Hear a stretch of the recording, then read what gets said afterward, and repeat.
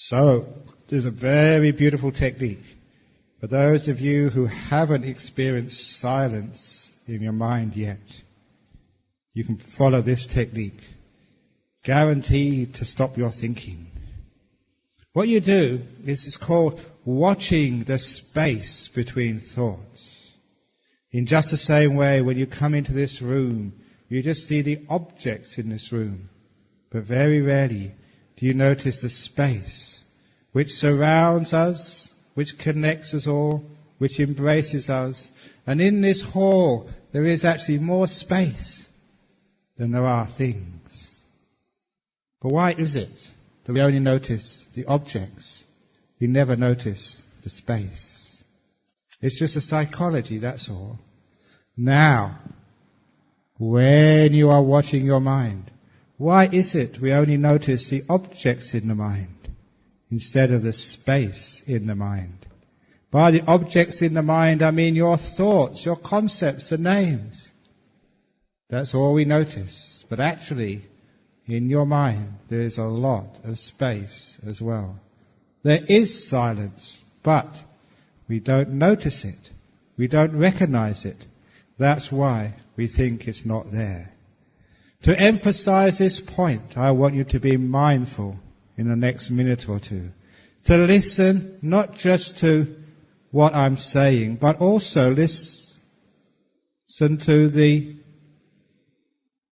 content of your mind. When I am speaking like this, what's happening inside your mind, in the gap between my words? When you were waiting for the next word, what was happening inside? You were silent. Because you were waiting for the next object to arise in your mind. You didn't know when that object was. When you were listening to the gaps between my words, you were silent. It's not that hard to be silent. You see, it is always there. Now, what you do in meditation is you do silly things like that, but with your thoughts. You listen when a thought, when an idea, when a name finishes. And before the next thought begins, you see that space. The space between your thoughts. Before, you may never have noticed that. You think it was not there. You think you were thinking all the time. Just like when you come into this room, you think there's just people in here, not space. But once it's pointed out to you, yeah, there is space between your thoughts. There are many moments of silence when one thought is finished and the next thought has yet to begin. Now, what happens when you start noticing that silence, when you get a feel for it, when you are familiar with it? Not only do you notice it, you recognize what we mean by silence, but quite naturally you'll find that silence grows. What you notice grows. And as you notice the space between the thoughts more and more, you see that space expanding. You are silent for more and more moments. First of all, you realize, yeah, I can be silent. You realize what it is, and you see it growing. It's as if the silence crowds out all of the words. Just the same way when you notice the space in this room. It crowds out all the things. As your mind sees space, emptiness, silence. So those of you who have trouble with a thinking mind, who sometimes you expect your mind to be crazy, see if you can notice the space between your thoughts. And then silence will grow. And in that silence you'll get amazing peace. It's easy to do. It's just changing your perception. Not changing the object of your consciousness, changing the way you look at it. To see the space rather than things. Any questions about that before we go on to the first question of today? Any questions from the floor or from the cushion? You're not on the floor, you're on a cushion. Okay, I'm going to put my glasses on to give me vision. Okay, here we go. Number one question is today. Oh my goodness, it's an essay, not a question. Dear Ajahn, I have a Catholic friend who is practicing Anapanasati on her own. She has shared with me that she has seen very bright white and purple lights, which she now gets easily. She also said that the joy she experienced can compare to none she has experienced in her daily life. I believe she has seen a nimitta and urged her to get a meditation teacher, but she said that her faith in God is strong and she does not want to be converted to be a Buddhist. Now, how should I further advise her? If she comes to me, I will promise her I will not convert her. Why are people so afraid of being converted? They are, and this is why. When we first built our monastery in Serpentine, in Australia, 21 years ago, all we had was like a small wire fence around the property. It was in the countryside, and we were afraid of burglars. Because we had lots of building equipment there and other stuff, we hadn't got proper buildings yet. So I was asked to put up a sign on the fence. Trespassers will be prosecuted. And I thought, no, that won't stop anybody. So I changed the sign to trespassers will be converted. And no one came in.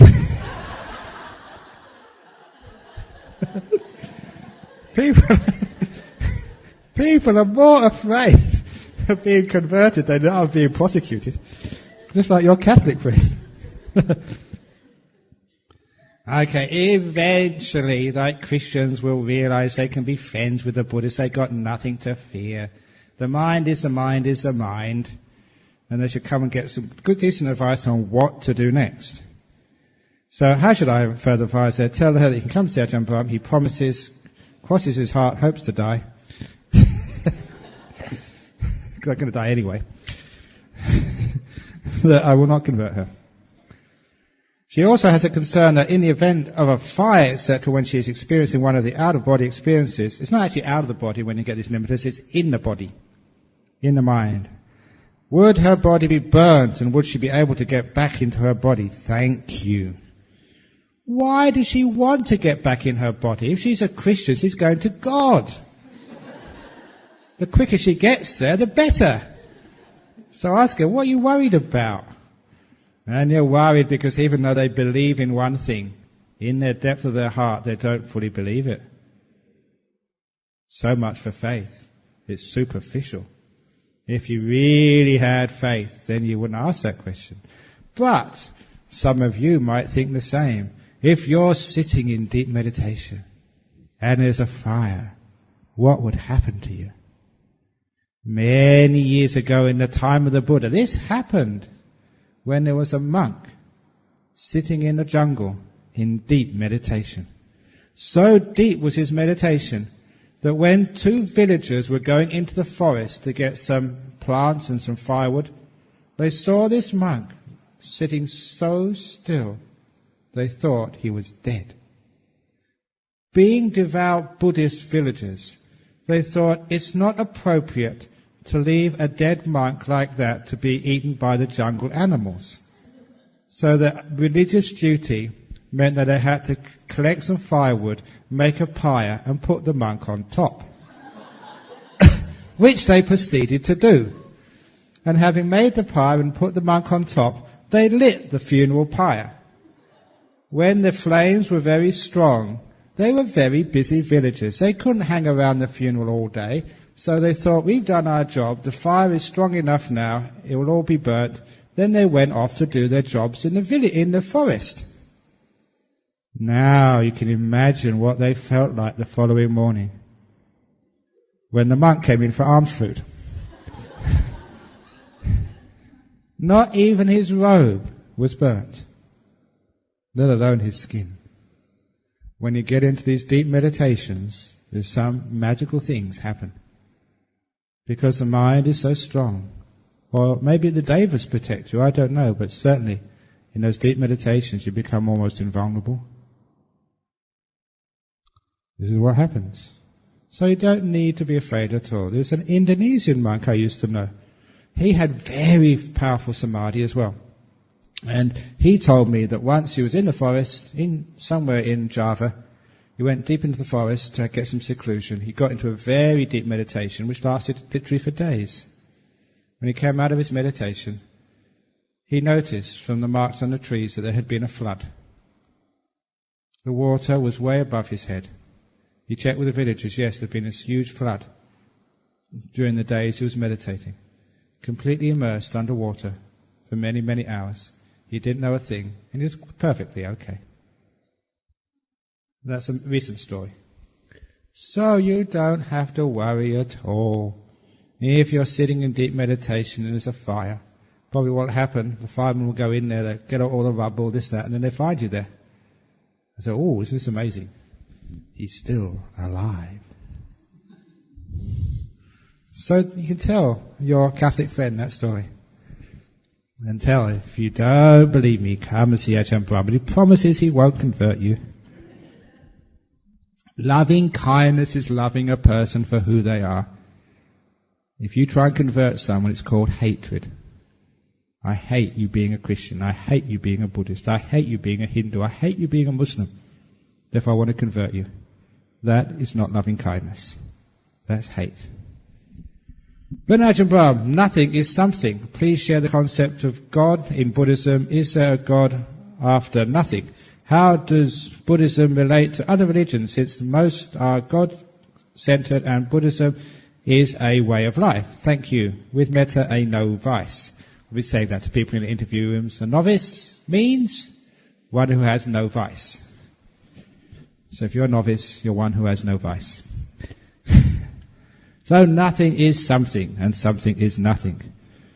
So anyway, please share the concept of God in Buddhism. Okay, even in Christianity, there's heaps and heaps of different concepts of God. Especially in Christianity, for 2,000 years they've been arguing what God is, what God isn't. And because of that, there is no static concept of God. For those of you who are interested in this idea, there's a modern writer called Karen Armstrong, who's actually written many books on the different religions. She's very popular these days. And if you go to the airport, you see, she's got a book on Buddhism, on Islam, and all sorts of other religions. But she made her name. She was actually she was a nun, a Catholic or Anglican nun, when she was very young. But she left because she thought the order of nuns was hadn't really grown with the times, hadn't really adapted, and wasn't relating to real life. But she still kept up her very deep interest in religion, and also I think she did a degree in English at Oxford. And she made her name by writing this book called A History of God. A History of God. And it's a great book because she started looking at the concepts of God throughout the ages and throughout the different religions.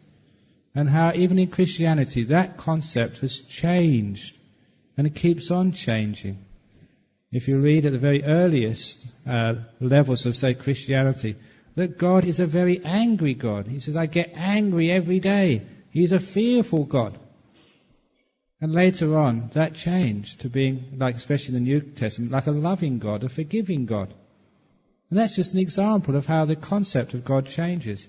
It started off with being a creator with a big white beard, who actually started things off, but as science became prominent and dominant, and actually managed to say, well, you can't have such a creator God because science, and it's so strong, the evidence is so compelling, that the original concepts of God in the Bible just are untenable. So because of that we've had all sorts of different concepts of God. I mentioned one of those a few days ago.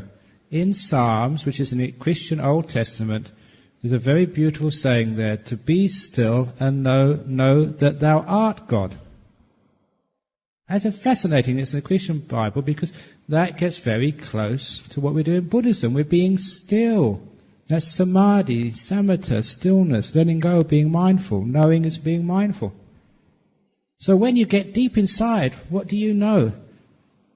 It's not sort of a creator outside. When people say, in Buddhism, what created the universe? What's the cause? Why did this universe begin? And you can answer from what the Buddha said. The origin and end of this universe is to be found in this fathom-long body with its mind. Samyutta Nikaya Rohitassa Sutta. Now that's actually where we get a much more reasonable idea of creation.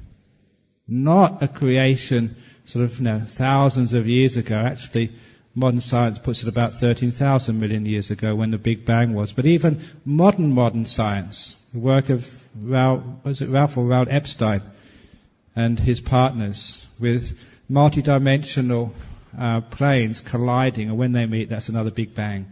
A serial set of universes he was proposing, according to the physics, and it was such a very good theory, supported by masses of evidence that was the current theory of our universe. It's not a single universe, not one universe created once, but serial universes, one after the other, just as in Buddhism.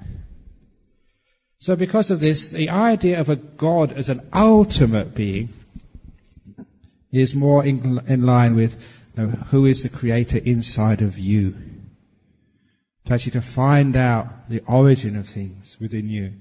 But whereas many theistic religions have an idea of a God living in a sacred text, in other words, believe it, don't find it out, Buddhism and modern Christianity, which is the contemplatives in the monastic religions, and also the great modern philosophers of Christianity, they all look for a much deeper idea of a God. Not the old God which you have to worship, but a God in the sense of a truth. God in the sense of like a love. You see, modern Christians say God is love. So if God is love, does that really meet the idea of God creating hell and punishing people? You've already heard enough about love from Ajahn Brahm to know that love is absolutely forgiving. It can't punish anybody. The worst it can do is give you 50 strokes of the cat. So how can a supreme being have a sort of love which is less than that? It is impossible. So the idea of our God is actually changing. And it always will change. It's not an absolute. Because of that, but it is an absolute in the sense of an underlying essence of things, an origin of things. That type of God is equivalent to Dhamma. Because Dhamma means the truth, the origin, the source of things, where things come from, the law. So you can say Dhamma is love. Dhamma is freedom. Dhamma is peace. That word, Liebe, German word for love. Liberality, giving. God is giving. And liberation, freedom. So we don't need to use an old concept of many thousands of years ago. A fierce, warring, male God. We look upon an essence. Not a being essence, but a truth. Dhamma. And if there is such a God, where do you find it? You find it in the heart of the lotus, right inside of you. Be still and know that thou art Dhamma. Okay? That's a very interesting way of doing it. So we have great conversations with Catholic priests and Catholic monks about the nature of God. It's only the evangelicals who are just stuck 2,000 years ago like dinosaurs. Dear Ajahn, if the final attainment is emptiness or nothingness, a jewel in the heart, then why are we in existence? Did we come from nothingness? Okay, the reason why you're in existence is actually to see that, to find it, because you're deluded. You came from delusion. That's where you came from. That's where you were born, in delusion. Avijja pachaya sankara. From delusion, dependent origination. There we have all the mental formations and consciousness. That's dependent origination. So the final attainment is actually seeing it's not absolute emptiness, because this is a great teaching of the Buddha, Kachana Gota Sutta, what led to the Majjhimaka philosophy of Nagarjuna. He said, you can't say there's nothing. Can't say there's nothing because an arising is seen. You can't say there's something because a passing away is seen. Now, if you can imagine that which is between existence and emptiness, that's the Buddha called the middle way. It was another explanation of the middle way.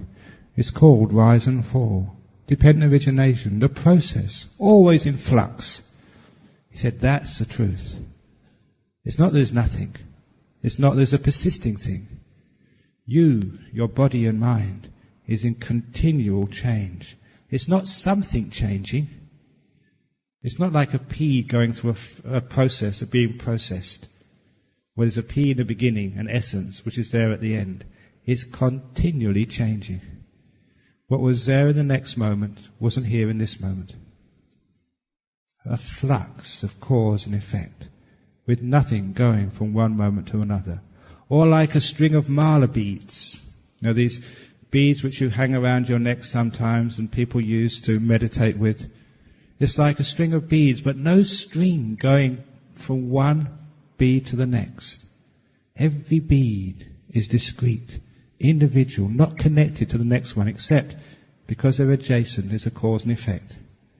Every moment of conscious experience is just like a simple mala bead. The next one is completely different. There is something there, but it is not persisting. It is empty in its core. Many years ago, there was a wandering monk in Japan who was wandering for alms. He hadn't got any food for many days. He was very hungry. He went into a restaurant.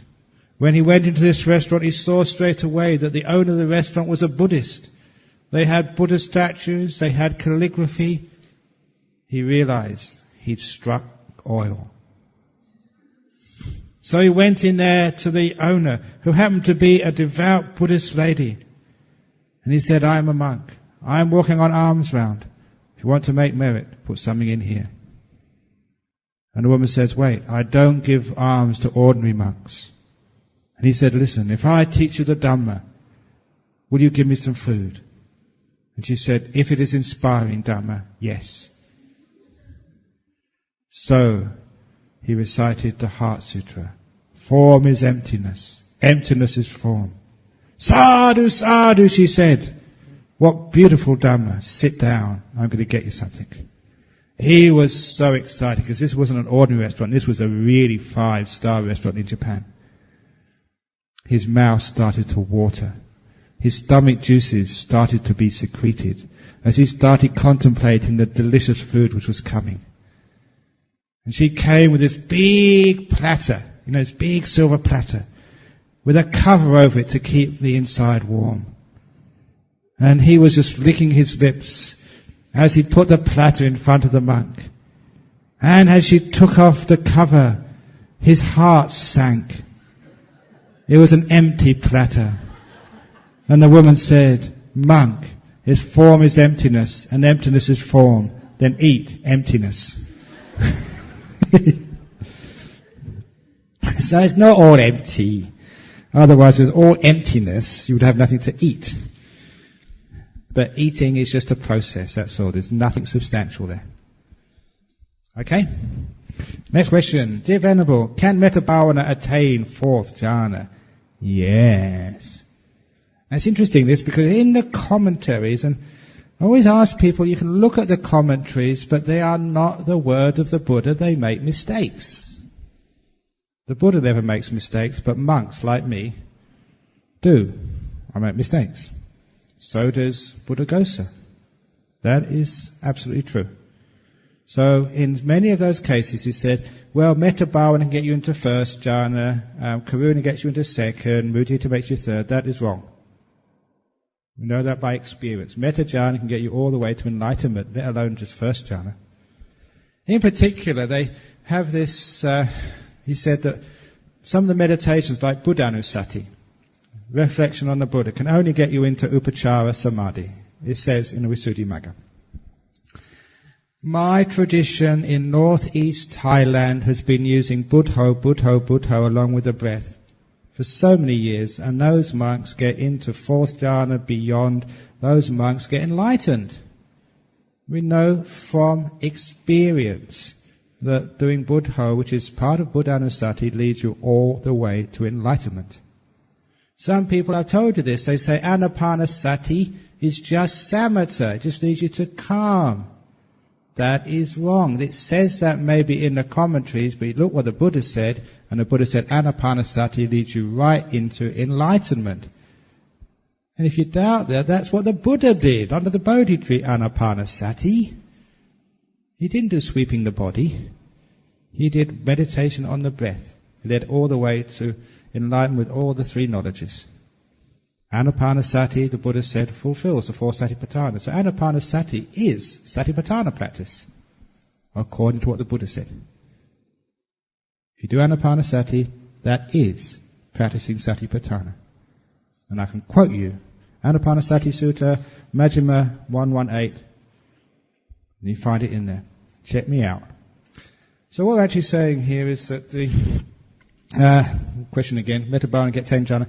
Yeah, in the earlier book called the Vimuttimagga, which was earlier than the Visuddhimagga, this was a text which was also written in Sri Lanka, which got lost in Sri Lanka but was taken to China, translated into Chinese, and it's been retranslated back again into English. Vimuttimagga, earlier than the Visuddhimagga.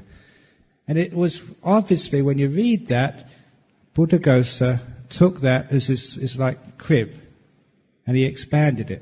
Vimuttimagga is earlier, the same sort of commentary on Dhamma.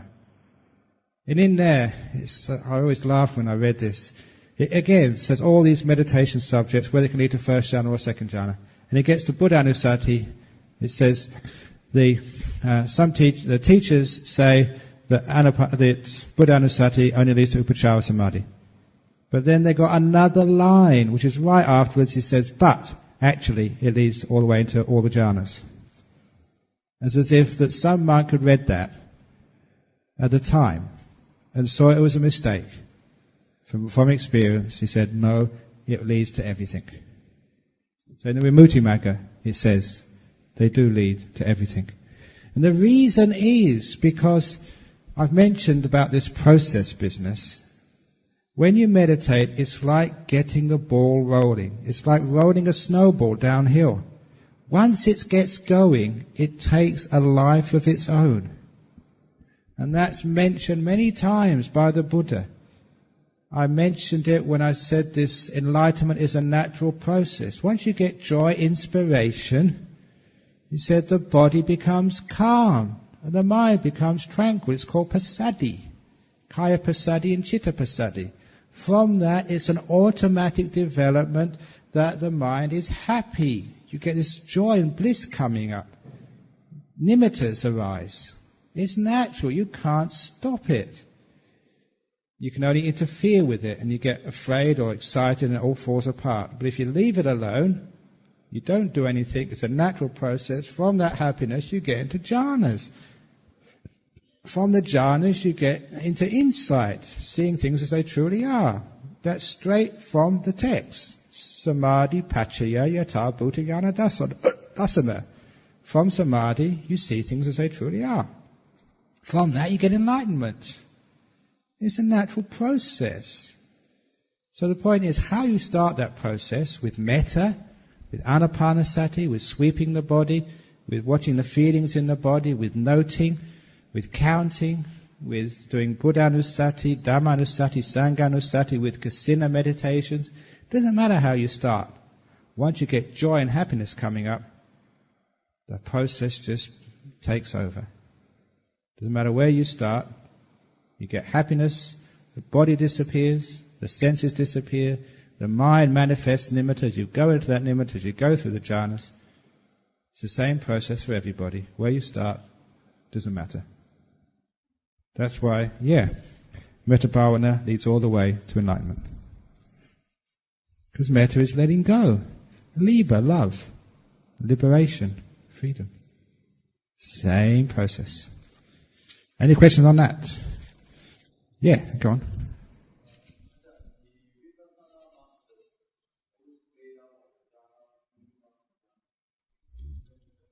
They play down. You can't play down on those things because that's what the Buddha said.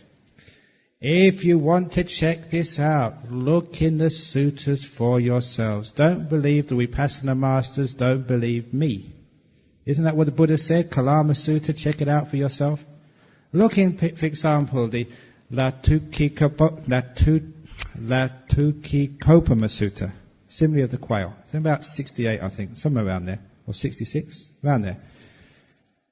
There it says that you should not be afraid of the jhanas, that you should develop those jhanas, you should practice those jhanas, you should make much of those jhanas. In Pali, it's of the jhanas, Natbayitabang, Asewitabang, Bahulikatabang, Bawetabang. That's the word of the Buddha. The Buddha said, you should not fear those jhanas, you should make much of them, follow them, develop them. So I follow the Buddha's advice. Even if Ajahn Chah said opposite, which he didn't, if the Vipassana masters say this or say that, I will always follow the Buddha. If Ajahn Brahm says something, don't follow me, follow the Buddha. The Buddha said, practice the Eightfold Path. What is the eighth factor of the Eightfold Path? 4 jhanas. Samma Samadhi is always, every time, without exception, defined as the 4 jhanas. Never anything else. That is Samma Samadhi. Right concentration is jhanas. You can't avoid that. And there's no such thing as Vipassana jhanas and Samatha jhanas. There's only jhanas. That was coming from the commentaries a long time later. For the Buddha, there's only jhanas, nothing else. Okay. Some schools of thought believe that we can go straight to enlightenment by bypassing the jhanas. Is this true? If you look at Sutta number 64 in the Majjhima Nikaya, which is the Malunkyya Putta Sutta, Malunkyya Putta, 64 of the Majjhima Nikaya, it says that you cannot get to the heartwood of a tree except by going through the bark and the sapwood. Try and think out of a way to get to the heartwood of a tree. Can you actually figure out a way other than going by the bark and the sapwood? You have to go through the bark and the sapwood. He said, you have to do that. You can't get to the heartwood without doing that. Nor can you get to the abandoning of the 5 lower fetters except by going through jhana. It's the most clear statement in the Majjhima. You cannot get to anagami, let alone full enlightenment, except by going through the jhanas. Said by the Buddha in the Mahamalunkyya Putta Sutta. And in the Anguttara Nikaya it says again and again, you cannot fulfill wisdom, the Panyakanda, the body of wisdom, without fulfilling samadhi. You have to fulfill samadhi first of all. And I will tell you why in 2 nights' time. 2 days' time, not tonight, tomorrow night. After talk about jhanas, to tell you what they actually are, the talk afterwards is life is not what it seems, seeing things as they truly are. It's only after the jhana we actually get the insights, the data, to actually understand what's going on. We simply don't see enough to really get enlightened. Okay, so you do actually need to get into jhanas. And that's actually the forest tradition of Thailand teaches that. Dear Ajahn, after you have given your instructions on the meditation, can somebody switch off the lights on the stage? I don't wish to miss my nimitta, even if it's a dim one. Okay, your nimitta, it will not depend upon whether you're in the great sunlight or within the darkness, because your nimitta will be brighter than 1,000 suns, and you will have no doubt that that's a real nimitta, because when it comes it'll be still, it'll be brilliant, and it will have lots of happiness. Check out the happiness and the power. And if it hasn't got that happiness and the power, it's not a strong one. So it doesn't matter turning on the lights and off the lights. Just leave that alone. See what's going on inside, rather than worrying what's going on outside. Do Ajahn Brahm, when I'm in concentration, why there's suddenly a falling sensation, and I lose the concentration and have to start again. That falling sensation is your mindfulness is not strong enough. You've lost the plot. That's why when you're really mindful, because mindfulness and this concentration, you're empowering mindfulness. It becomes subtle. What happens is actually, the reason why this is because whoever wrote that, they're going too fast into stillness. Slow down.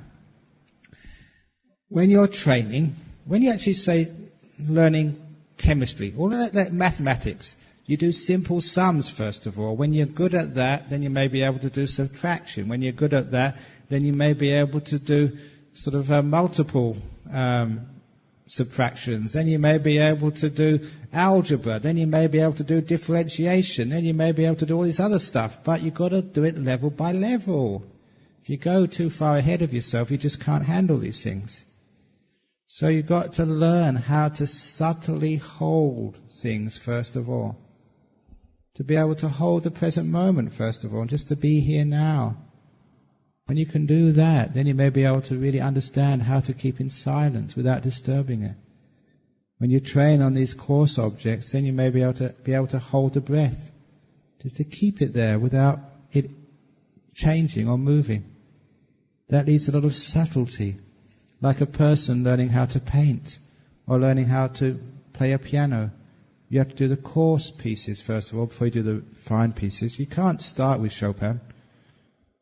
You've got to start with Greensleeves or whatever else you should start with. And then as you get dexterity, as your hands become subtle on the piano, as your mind becomes subtle, then you can take up these refined objects like the beautiful breath. That takes a lot of skill just to hold the beautiful breath. When nimitta comes, that takes a lot of skill. You've got to be so wise and so mindful to be able to be mindful without interfering with things at all.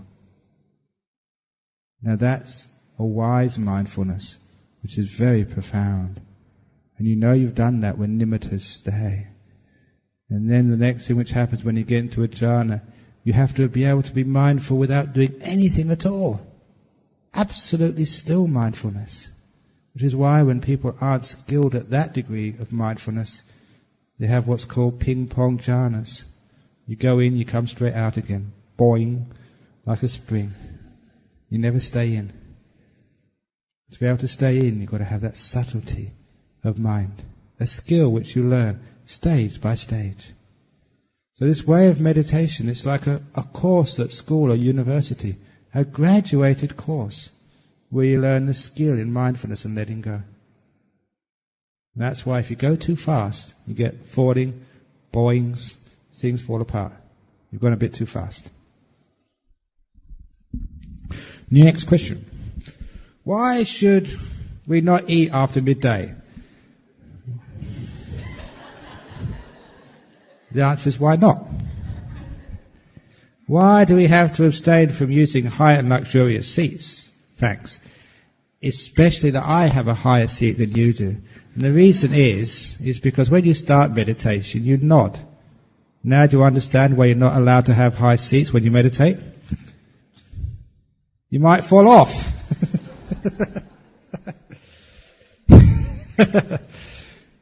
Well, two or three times a year when I was a young monk in Thailand, we used to have these all-night festivals in the villages. The all-night festivals do the chanting, maybe do a little bit of meditation, but mostly it was monks giving sermons all night. You get famous monks from different monasteries and have all-night sermons. Some of them were really great and very interesting, but mostly they were boring. It's okay to listen to a sermon for an hour, but after a while, people get really dull and bored. So for entertainment, the monks, and actually the lay people were into this as well, would always look at the end of the line to the young novices. Because as monks, even as novices, they build these like benches, maybe 2 feet high, where all the monks and the novices would sit, and all the lay people would be down there. But because they were very narrow, you'd be sitting quite close to the edge. And the entertainment was this: you'd be sitting quite close to the edge. And the entertainment was this: you'd look down the end of the line, and sure enough, there'd be one of these like 12 or 11-year-old novices who started to get sleepy, because young men need their sleep. And he started nodding. And as the sermon went longer and longer, the nodding went more and more.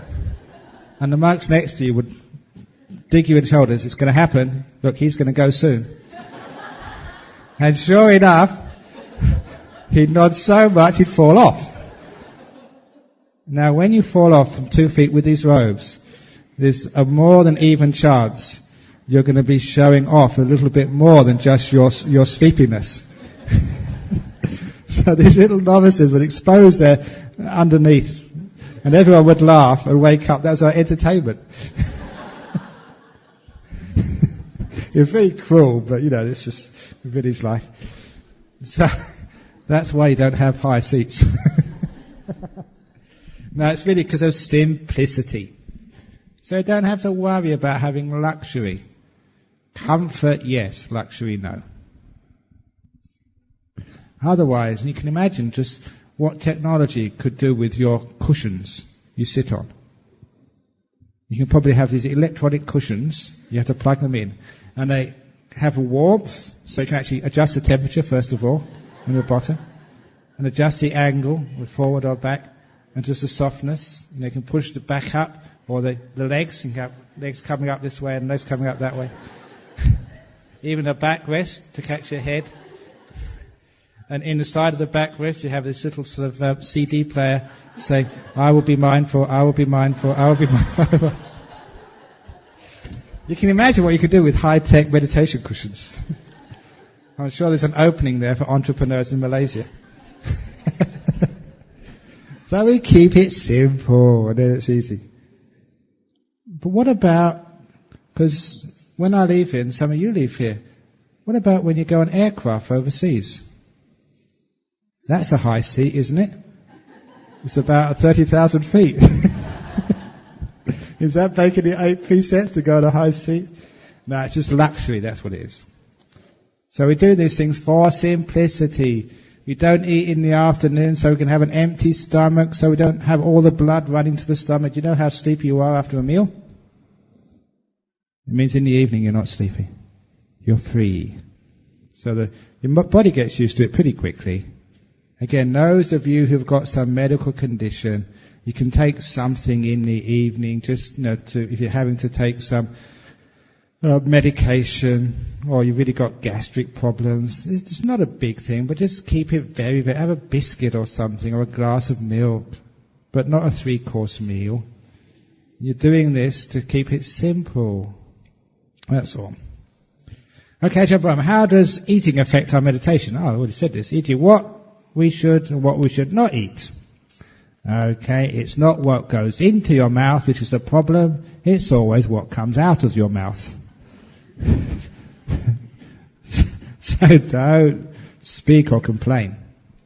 How should we choose our food? You choose just the right amount, middle way, not too much, not too little, not just the food you like. Sometimes, if you really want to practice, when you see the food, choose everything you don't like. Not the food you like. Leave the food you don't like and choose everything you don't like and eat that. Can you do that? It's tough, isn't it? What is this likes and dislikes?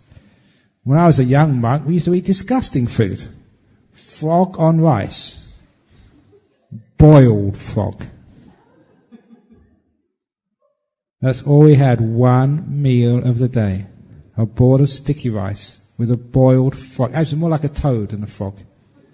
Boiled toad on rice.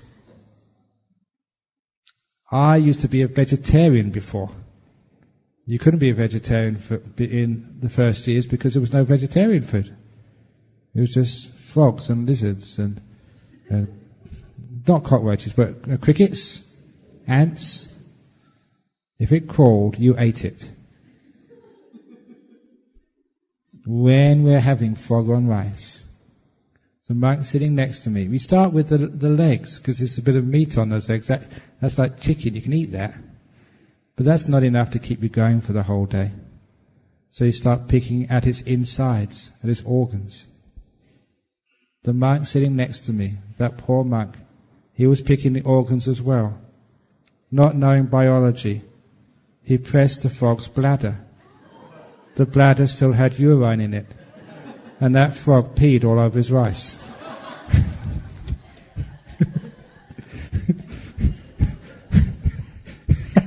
It's a true story. Even though he was hungry, he couldn't eat after that.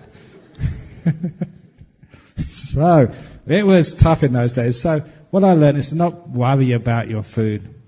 It's all 4 elements. Earth, air, fire and water, that's all the food is. So what you have for lunch today, 4 elements. What you have for breakfast, 4 elements. What's on the menu today, 4 elements. So you just eat 4 elements every day. So don't bother about your food. Do we choose our food by desire or by being adventurous to avoid attachment? Yeah, mess around, be adventurous.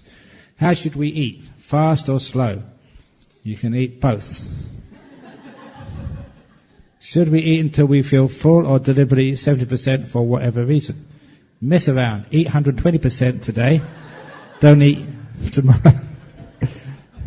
So that doesn't matter. It's just food is just food. Shove it in your mouth and forget about it. Dear Ajahn, I observed that lust and sexual desire arise during this retreat, even when I was meditating. Is there something wrong with me? Yes, there is. No, of course there isn't. When it comes to lust and sexual desire, people think they're weird. But everyone's the same. Is there something wrong with me? So far I have tried to control it and imagine dumping the lust and sexual desire. Sometimes I try to divert my attention to something else. Is there a better way to subdue my lust and desire? Thank you, sadhu, sadhu, sadhu, with metta.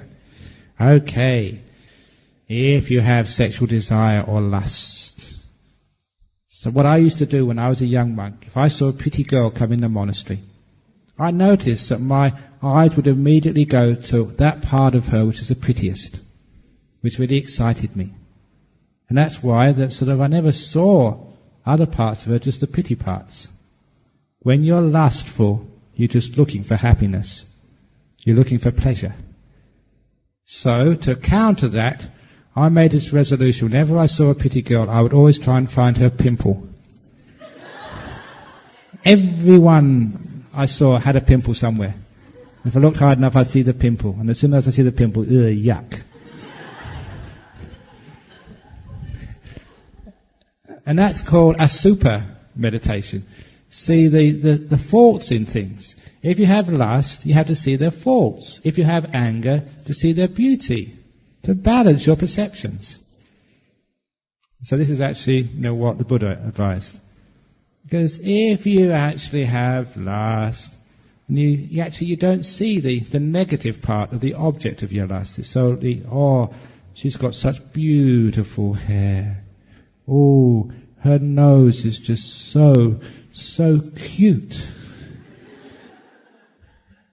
But you just wait long enough and you start to see the snot coming out of that cute nose.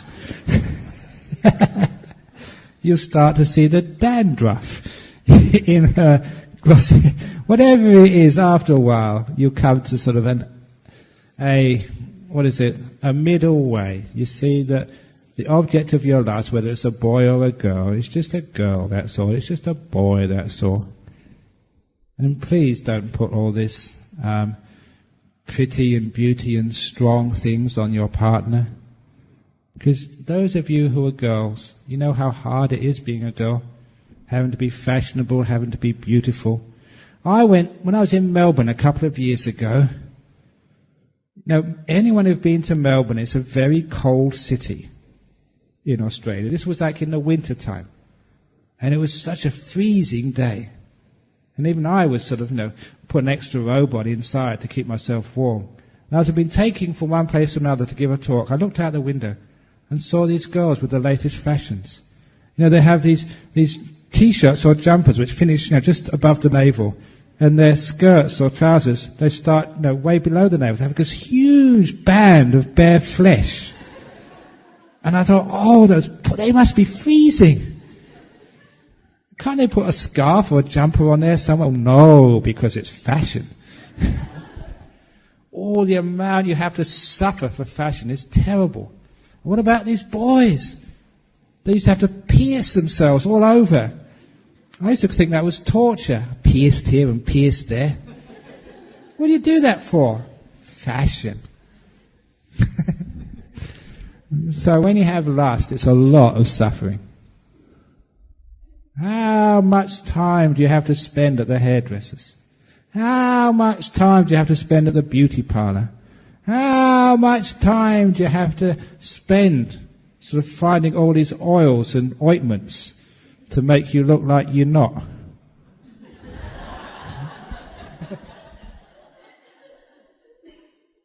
Now be careful, all you men, because when you actually get married to her, you find out what she really looks like. I must admit, I'm a bit of a naughty monk. I've got a sadistic sense of humour. When I do wedding blessings, when it's a wedding, the woman spends, I don't know how much time the day before at the hairdresser's beauty parlour. They really get themselves looking nice. Really great hairdo, lots of makeup. And part of the wedding ceremony is actually to sprinkle them with holy water. I don't sprinkle them, I drench them. And all the mascara starts to drip, all the hair starts to go tangly. And then I said to her, do you really want to marry her now?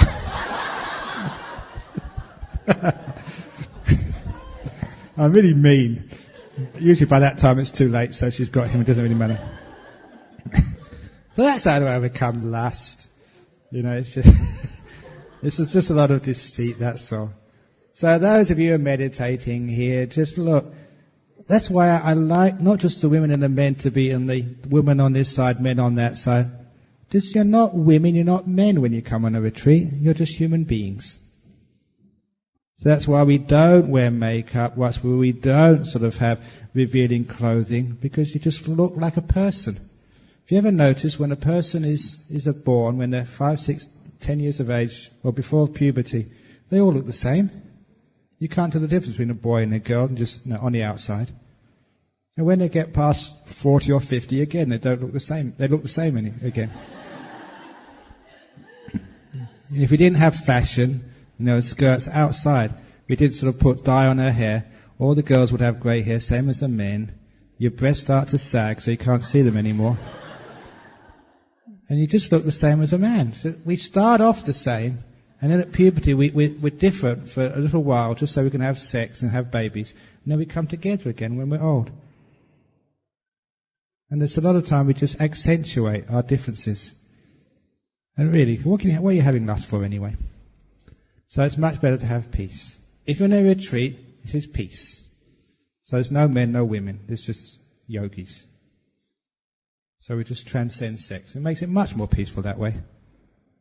Later on, if you're looking for a partner in life, then you dress up, accentuate all your curves, sort of make yourself looking really nice, because you've got to find a partner. But on a retreat, this is no lust, no sex, just with people. We let go of the body. That's what we have to do. Okay? Okay, next question here. Ajahn, does everyone encounter the same experience, that is the process of the nimitta and jhana experience? Yes, they do. An amazing thing, which, one of the insights which I got, that when you see nimittas, everyone actually sees the same thing. So why is it that some people see white lights, some people see gold lights, some people see purple lights? Actually, that's what you add on. You colour it in. You see the same thing. Why is it if a Christian sees an angel, they see the angel with wings, made with a donut on the top?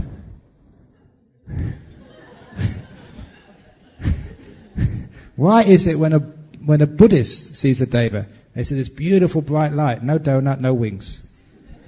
When a Thai sees a deva, they've got this bee crown on its head, just like in the temple paintings.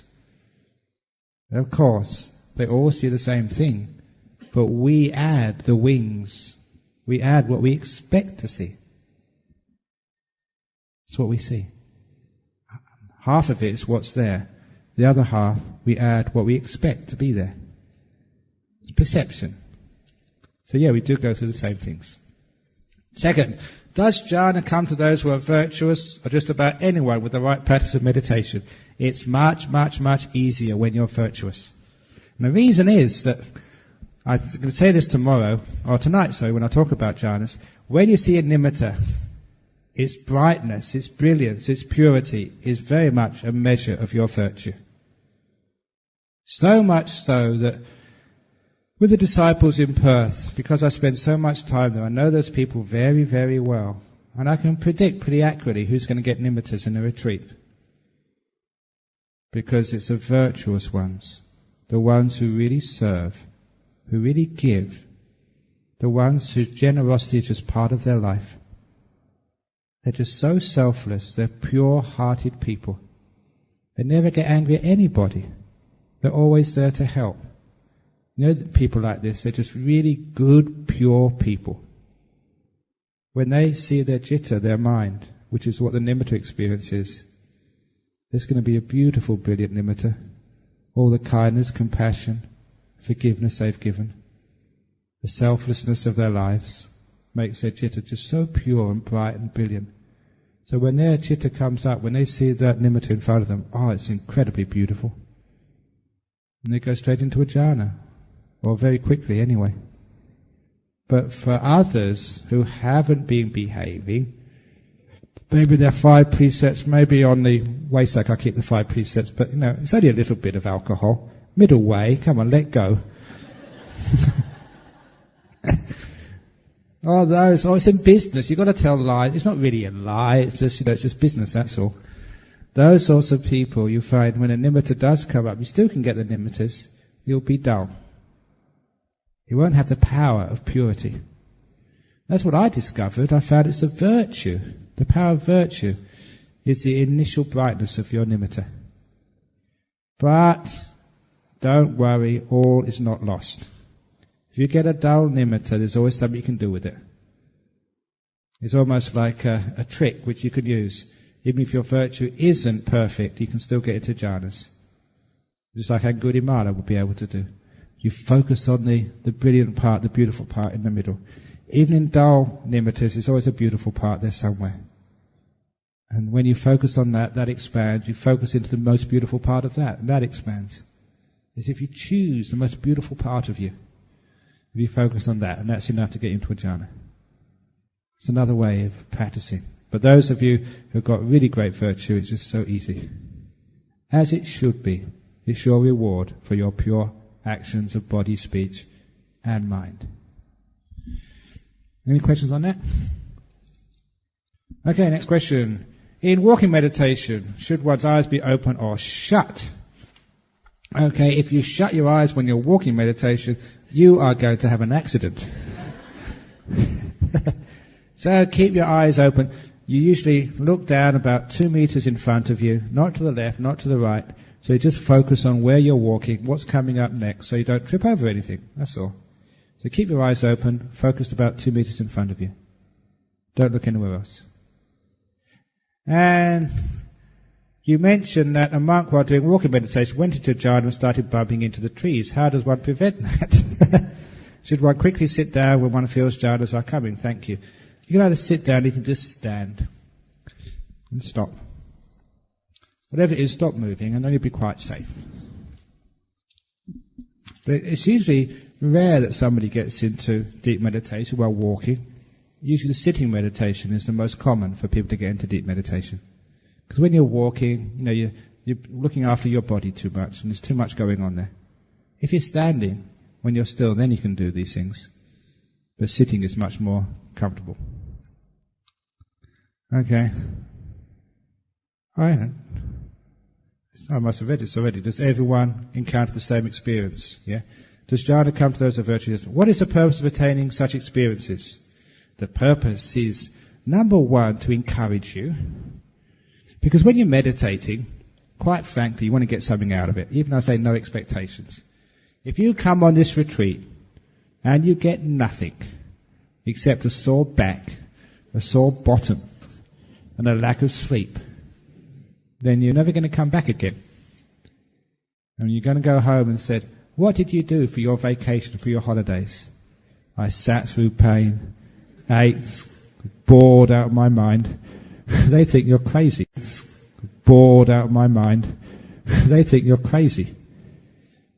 So if you, quite frankly, if you get some experience from this meditation retreat, even if it's a little bit more peace, if you get nimitta experience or jhana, you're blown away.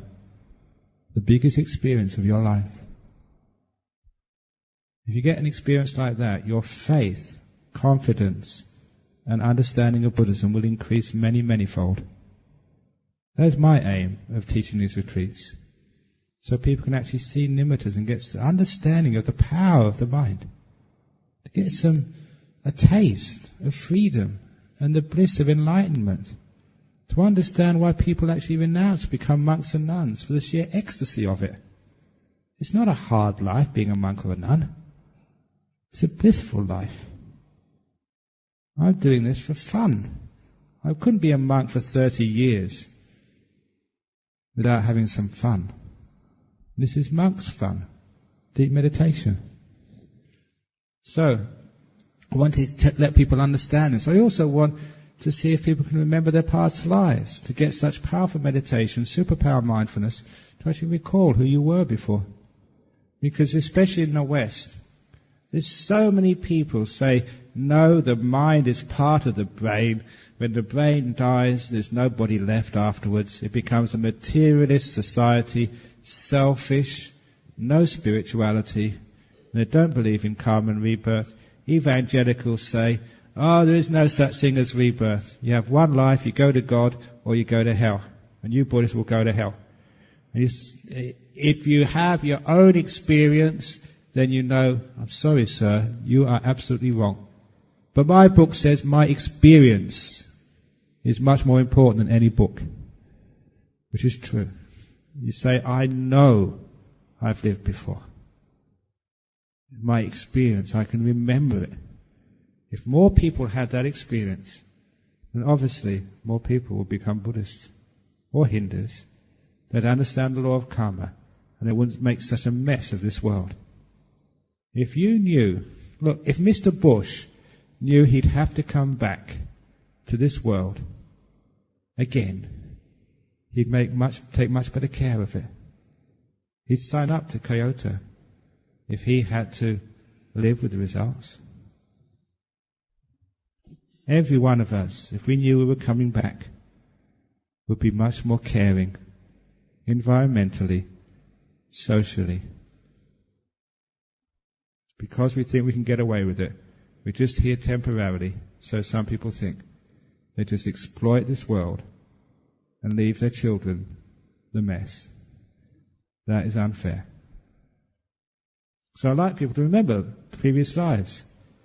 The more people remember it, the more people will once again, as they did before, understand reincarnation as a fact of life and work with it. You can still be a Christian and believe in reincarnation.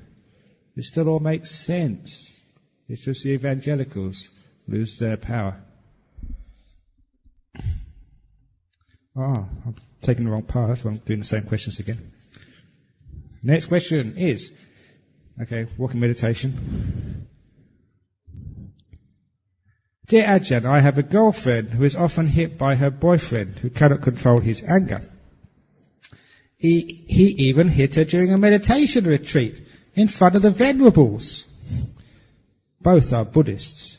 I have asked her to consider leaving him, but she said that it is her own bad karma. I think her understanding of karma is not correct, because she can still choose not to put up with the abuse and leave him. Please advise. Thank you. Amazing. I've never seen that happen. Someone hit themselves. I've lived a very sheltered life.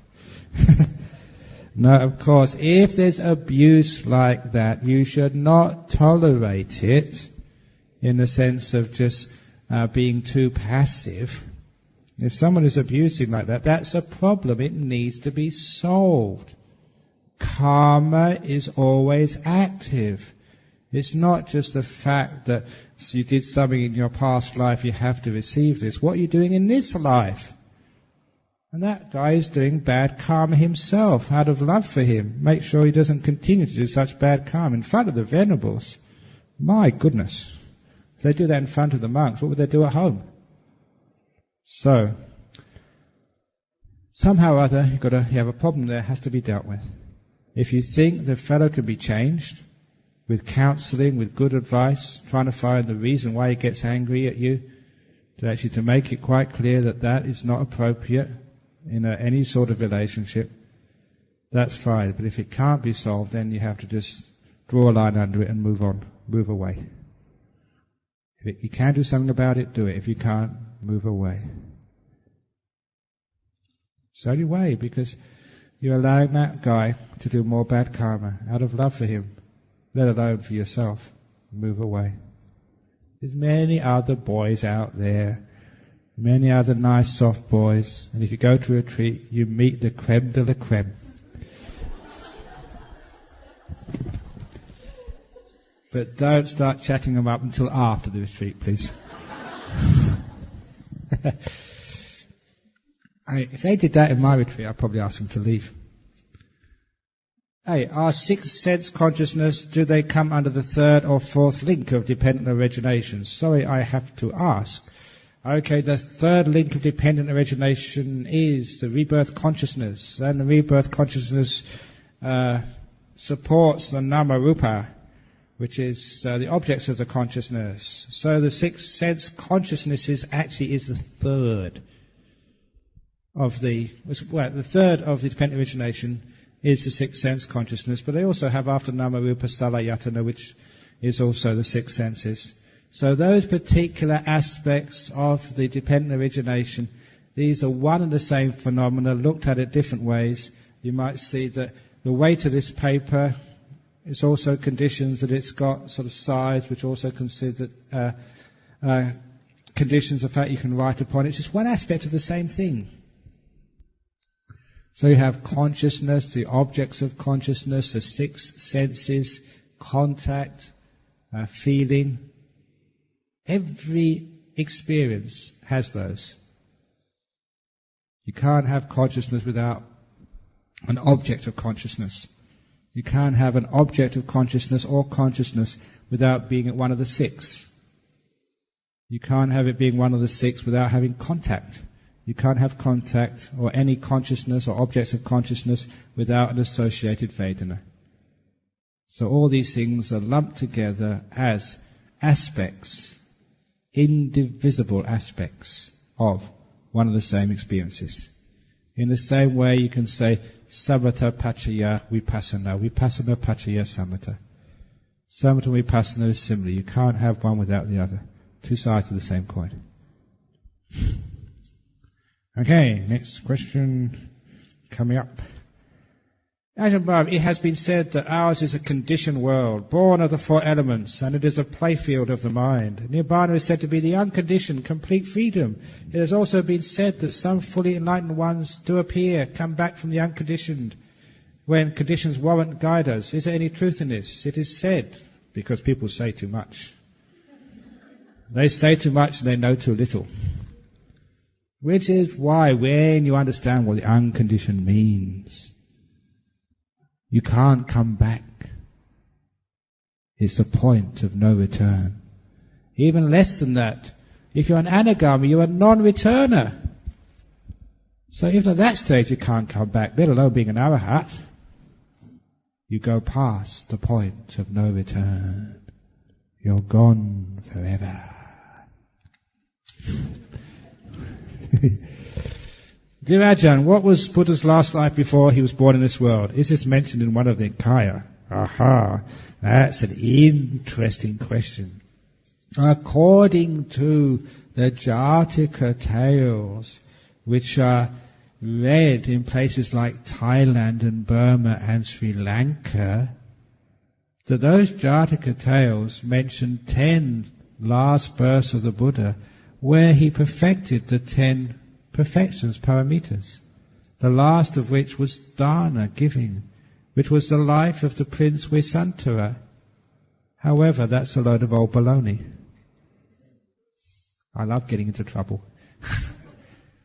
Because those Jatakas were certainly written after the time of the Buddha. It's great these days that monks, especially like Western monks, have actually started to question traditions. You're always supposed to question traditions, not just accept, because it says in the commentaries, because it says this, it must be right. Not just because your teacher says it must be right. We have a tradition of critical analysis, which you have also encountered when you went to Catholic schools or Anglican schools when you were brought up. If you had an English education, you don't just believe what the teacher tells you, you're encouraged to question. And when you start questioning things, amazing things are seen. In particular, there is a sutta in the Majjhima Nikaya called the Gatikara Sutta. I forget where it is there, but Gatikara, 80-something I think, not sure. Anyway, in the Gatikara Sutta, Gatikara was a potter in the time of Kassapa the Buddha. Kassapa the Buddha was the Buddha previous to Gautama in this very eon. So in the cosmic scale of Buddhism, that's not that long ago. Gatikara had a friend called Jyotipala, who was a Brahmin. Gatikara was a devout disciple of Kassapa the Buddha. In fact, Gatikara was an anagami, a non-returner. It described his life, which is wonderful to understand an anagami, how you can recognize him. The only reason why Gatikara didn't renounce and become a monk was because his two parents were blind without any other means of support. It shows that the compassion, if a person wants to become a monk and they've got a wife and kids or parents to support, I will not allow them to ordain under me. They've got to do their duties first of all, in the same way that Gatikara would do his duties to his blind parents. But because he was an anagami with none of those defilements, look how he lived. He was a potter. He would not dig the earth in case he would injure any sentient beings. He would wait for the leftovers from the paddy fields when the farmers would make their dikes, and he'd use that earth. Or he would use the clay which was dug up by rabbits or mice. He was so pure, he'd only use leftover pre-dug clay. And when he made his pots, he would not sell them. He put them on a table outside his hut with a sign, if anybody wanted a pot, please take one for free. Just like our books for free distribution. And he said, if anyone wants to leave a donation of rice or curries, you can just leave it. He didn't go into trade bartering. He didn't have any money. He just had his pots he made, and people just leave some rice, leave some lentils, so he could make a curry for his parents. That's how pure-hearted he was. He always wore white. He did have a wife. You can see that this is almost like living as a monk. Even though he hadn't ordained, he was basically a monk. Because he was an anagami, non-returner. Now his friend, Jyotipala, was not into religion at all, at least not into Buddhism. So whenever Gatikara said, Kassapa, the Buddha Kassapa's giving a talk tonight, come along, he said, who wants to see that bald-headed fool? Jyotipala abused Buddha Kassapa. He called him names. And it was only after many tricks that Gatikara managed to connive, deceive almost, Jyotipala into going into the presence of Kassapa. He thought that once my friend actually sees Kassapa, the Buddha, I'm sure he'll get faith, which he did. So Jyotipala heard the first teaching of Kassapa the Buddha, was so inspired that became a monk under Kassapa the Buddha. And the story of Jyotipala finishes there as we go on to what happened to Gatikara afterwards. But at the end of that sutta, told by Gautama the Buddha, he said a very astounding thing. He said, that was me in my previous life. I was Jyotipala the Brahmin. And that is confirmed in the Samyutta Nikaya, in the Devaputta Samyutta, where just after Gautama Buddha's enlightenment in Bodh Gaya, the Deva, Gatikara, now died, now an anagami from the pure abodes, came to see Gautama the Buddha, and in a poem said, we used to be in the same village in the time of Kassapa. Now you are the Buddha Gautama, where I am the Deva from the pure abodes, Gatikara.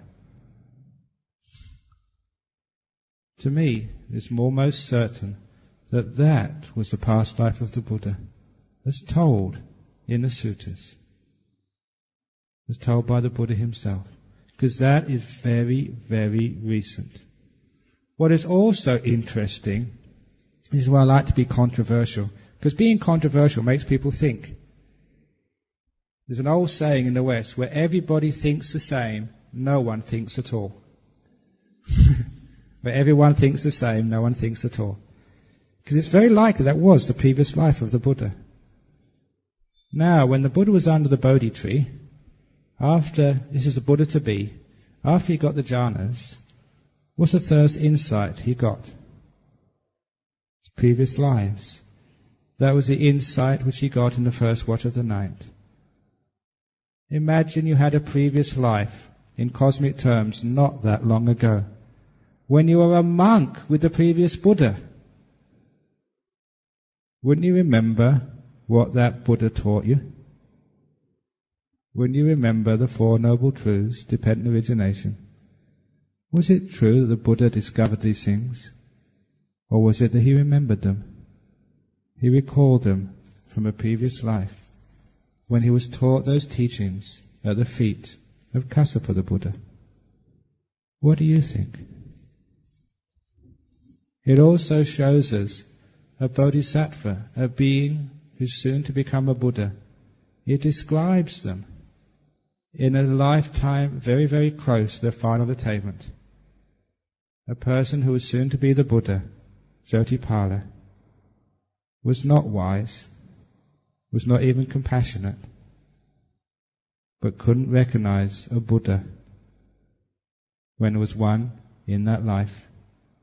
Jyotipala, a Buddha to be, soon to become a Buddha, couldn't even recognize a Buddha, and even said terrible things about him. Now you understand what a bodhisattva is. You could be a bodhisattva. You're not pure, you can be very close to being a Buddha. They're ordinary beings. They're not all that attained. It's a very powerful sutta, which really makes you think and to question some of the received knowledge. Look it up, Gatikara Sutta, in the Majjhima Nikaya. Ghatikara. Walking meditation. Is there any signs or feelings we get to tell us that we are that we are doing it correctly, just like we get in sitting meditation? Yes, the things which you get are peace, happiness, and freedom. If when you're walking meditation you're becoming happier, more peaceful, more still, and you feel that burdens are falling away from you, you feel so free, you're light, you're just floating along, then you're doing it correctly. The signs of successful meditation: freedom, happiness, lightness, increased mindfulness. In other words, your mindfulness becomes powerful. You know you're doing it correctly. Next question. A friend's father-in-law passed away recently. He was cremated. 2 incidents happened. Interesting. The top part of his skull was not burned. Sticking to it were coloured stones, many blue-coloured ones. On the way to the memorial park, she heard music in her ears. It came to a stop on reaching the park.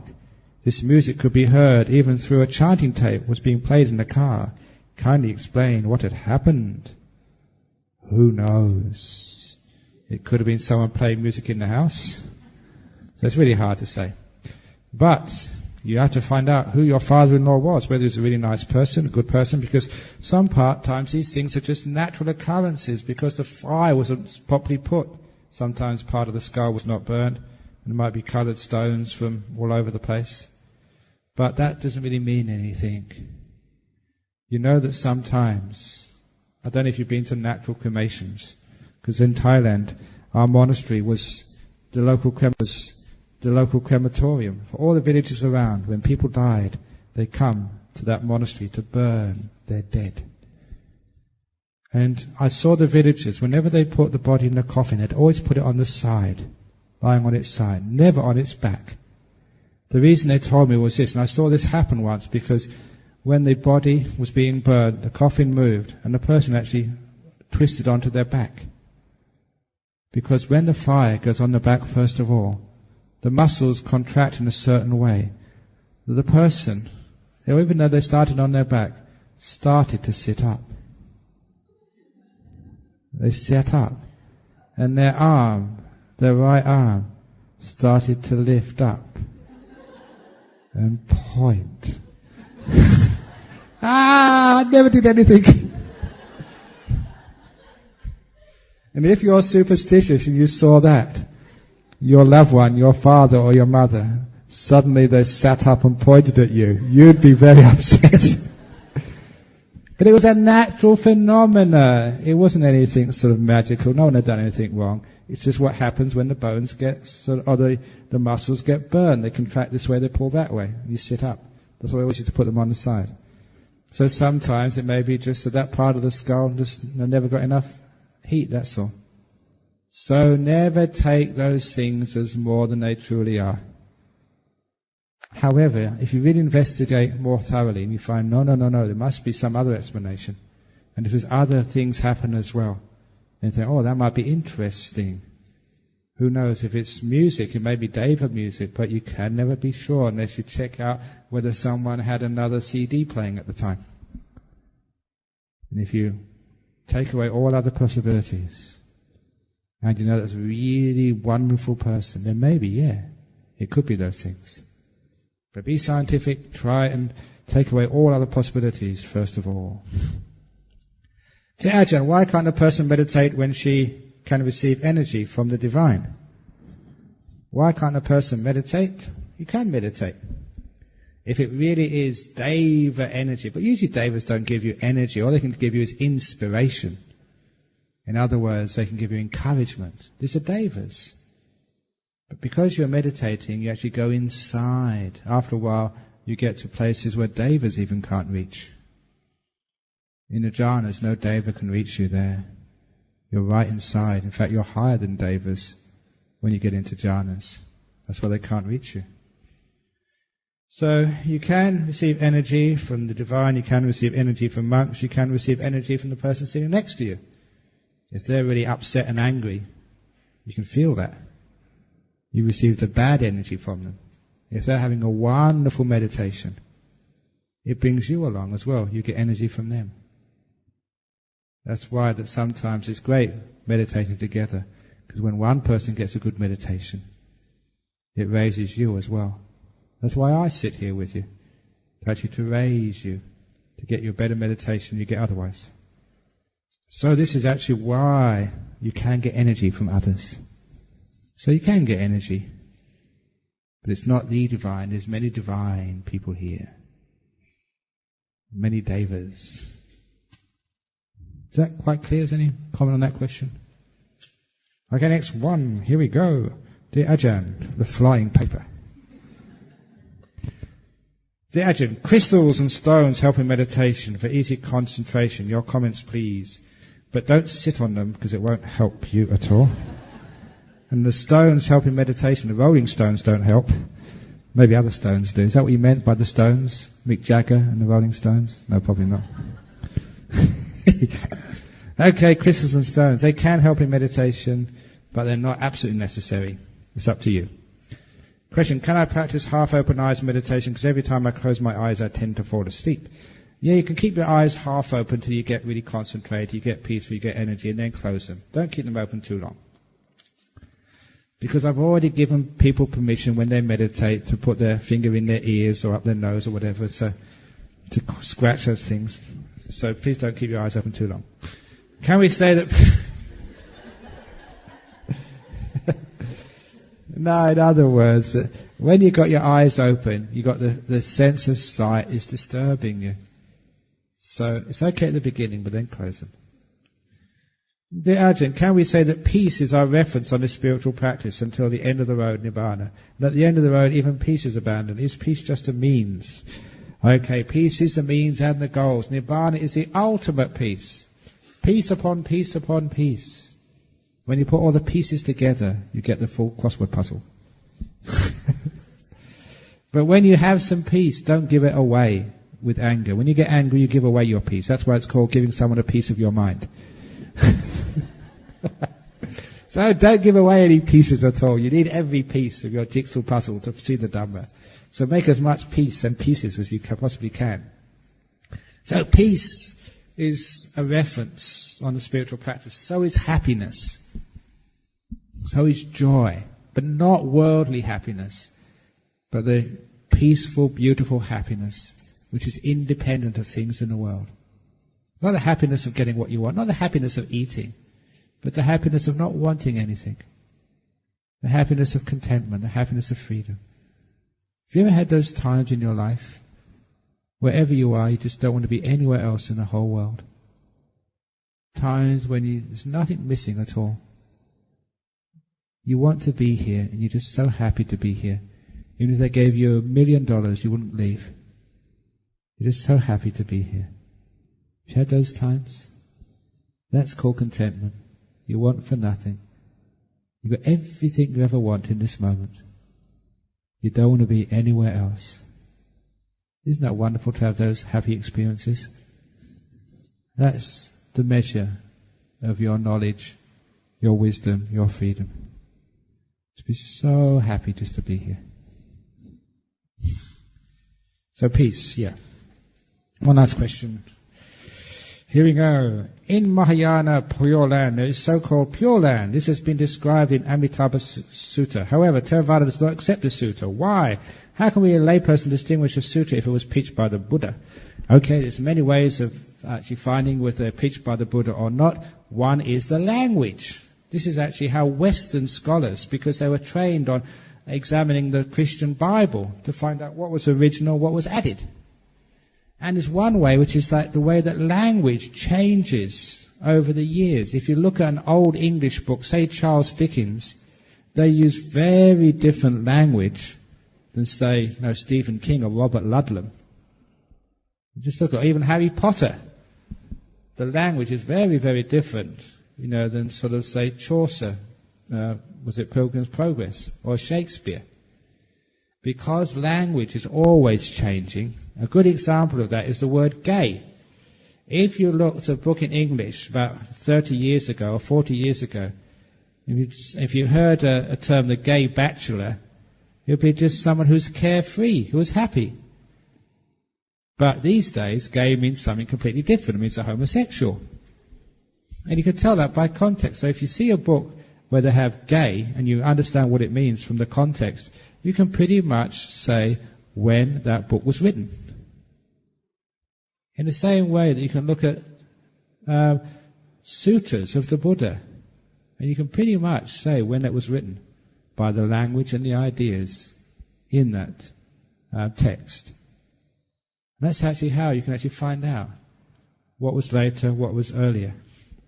But it does not matter with the Pure Land. This is the Pure Land, Chempaka Buddhist Lodge. Because if you're pure, you make the land pure. You purify it of all your defilements by keeping your precepts. You purify it of all those defilements inside, like lust and anger, by keeping your mind really peaceful. You purify it of the 5 hindrances by getting samadhi. And then you purify your mind of ignorance by getting insight. And then you are the Pure Land. And Amitabha, what does Amitabha means? Is unlimited, unmeasurable. Mita means measurable, unmeasured radiance. Now I've told you about how to measure things. and how measuring means control. So if you stop measuring things, stop worrying about good or bad, and say, this is good enough for me. Stop measuring your progress against others or against what happened yesterday. So there's no past and no future, it's only now. How can you measure anything? Then with that non-measuring, your mind will get so bright and radiant, you'll understand what unmeasured radiance is. Because you will experience Amitabha, the unmeasured radiance of your nimitta. And that's very pure. You'll understand the Pure Land, not some place where you listen to music or whatever you want to eat, you just eat it. This is deep in the heart of the mind. It's great when you experience those things for yourself. That's what that word means. Okay, maybe one last question. Ajahn, you mentioned ghost smells bad. But what's about holy men or monks' appearance? They also smell bad? If not, why? It means they need a shower.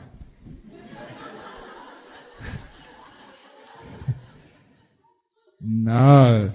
They say that people who keep precepts are always fragrant. So for all of those of you who've been keeping the 8 precepts properly in this retreat, you do not need to shower so often, because you just have fragrance. Isn't that so? If it's not, you haven't been keeping your precepts properly.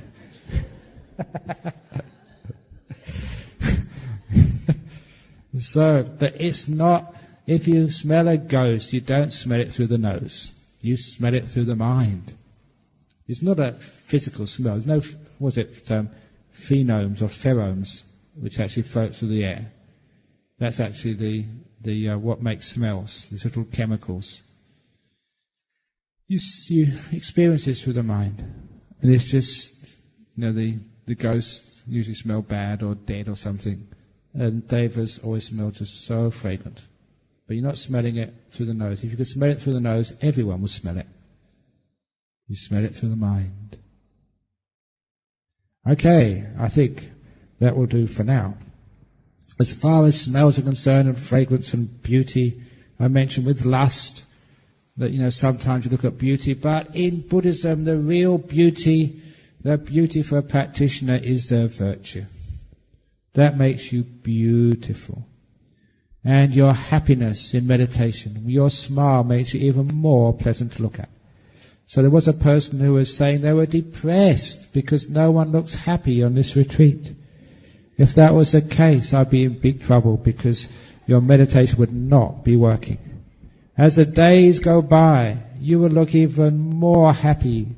When you get into the meditations, you get into the peace, you get into happiness, you smile even more, which means that you look more beautiful.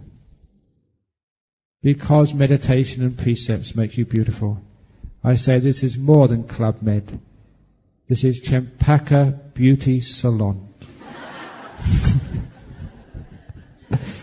When each one of you will go home looking more beautiful, and your husband will say, "Oh, you look so fresh, so radiant, my darling." And say, "Oh, my darling husband, oh, you had a facelift?" And say, "No, I went to Ajahn Brahm's meditation beauty retreat." All your stress lines disappear, and you look much more beautiful. So, you're beautiful people today. Thank you.